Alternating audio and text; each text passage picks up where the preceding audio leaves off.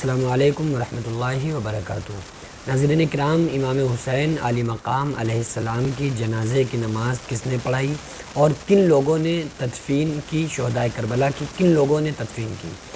کیونکہ امام حسین علی مقام کی شہادت کے بعد جب 72 لوگ شہید ہو گئے اور آخر میں امام پاک امام حسین علی مقام کی شہادت ہو گئی، اس کے بعد میں آپ کے بیٹے امام زین العابدین چونکہ بیمار تھے تو بیماری کی وجہ سے امام حسین علی مقام نے ان کو لڑنے کی اجازت نہیں دی، جنگ کرنے کی اجازت نہیں دی،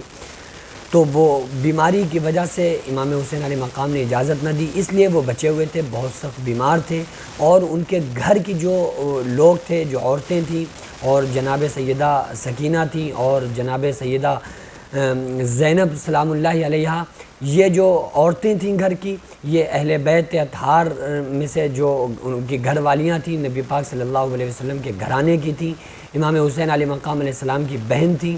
ان تمام لوگوں کو پھر یزیدیوں نے اپنے قبضے میں لے لیا اور ان کو بندی بنا لیا، یعنی کہ پھر ان کو قید میں لے لیا اور دربار یزید کے لیے وہاں سے یہ قافلہ روانہ ہو گیا۔ تو وہاں پر تو وہ لاشیں جو 72 لوگوں کی 72 شہدائے کربلا کی باڈی پڑی ہوئی تھی اور وہاں ان کو کوئی بھی کسی طرح سے تدفین کرنے والا نہ تھا، تو کچھ لوگوں کو جب خبر ہوئی، ایک قریب کے گاؤں میں کچھ لوگوں کو خبر ہوئی، بنو اسد کے لوگوں کو، کہ اس طرح سے معاملہ ہوا ہے اور اس طرح سے نواسہ رسول کو شہید کیا گیا، تو وہ اس ارادے سے کہ ہم ان لوگوں کو تدفین کریں گے، ان کی تدفین کے ارادے سے بنو اسد کے لوگوں نے تیاری کی کہ ہم ان کی تدفین کریں گے۔ تو جیسے ہی ابن سعد کو اس بات کی خبر ہوئی کہ کچھ لوگ قریب کے گاؤں کے آنے والے ہیں اور ان کی تدفین کرنے والے ہیں، ان کو قبر کے اندر اتارنے والے ہیں، تو ان بدبخت یزیدیوں نے کیا کیا کہ وہ ان 72 لاشوں کے اوپر، جس میں امام حسین علی مقام علیہ السلام کی باڈی بھی شامل تھی، اس پر گھوڑوں کو دوڑا دیا، پانی کو بہا دیا، تاکہ یہ پتہ نہ چل سکے کہ کون سی باڈی کس کی ہے، کس کا جسم کس کا ہے، یہ معلوم ہی نہ ہو سکے۔ تو اس نے سب باڈیوں کو اوپر گھوڑوں کو دوڑوایا اور باڈی کو اوپر پانی کو چھڑوایا، تاکہ اس کی وجہ سے پہچاننا مشکل ہو جائے اور لوگ یہ پہچان نہ سکیں کہ یہ کون لوگ ہیں، یہ کن لوگوں کی باڈی ہے۔ لیکن دوسرے دن جب اس گاؤں کے قریب گاؤں سے جب لوگ آئے اور اس میں ایک بوڑھا انسان تھا، اس بوڑھے انسان نے اس ارادے سے کہ ہم ان کی تدفین کریں، ان کی جگہ جگہ کی جب دیکھا کہ تو باڈی سب آپس میں ملی ہوئی تھی اور سمجھ میں نہیں آ رہا تھا کہ کون سی باڈی کس کی ہے، تو اس بوڑھے انسان نے خیال کیا کہ امام حسین علی مقام علیہ السلام کی باڈی بھی یہیں پر ہے، تو اس نے میدان کربلا کی مٹی کو اٹھا کے سونگھنا شروع کر دیا، باڈی کے قریب جاتا تھا، مٹی کو اٹھاتا تھا، سونگھتا تھا، اور اس کا خیال یہ تھا کہ جہاں سے بھی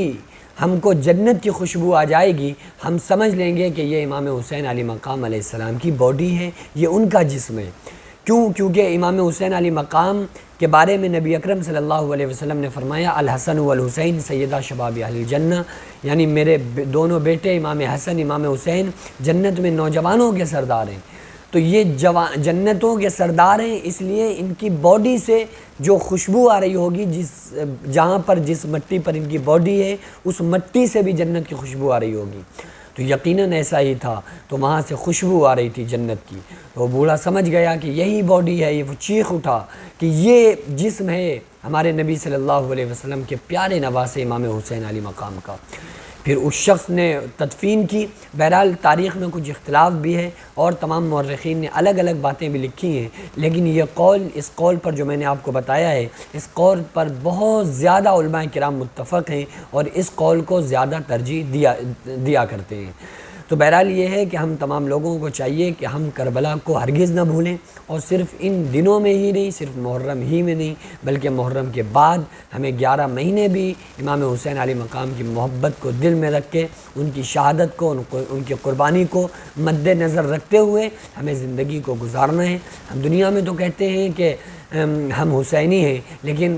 اس بات کی دعا کیا کریں، ایسے کام کیا کریں، ایسے عمل کیا کریں کہ قیامت کے دن امام حسین علی مقام بھی کہہ دیں کہ ہاں یہ شخص حسینی تھا۔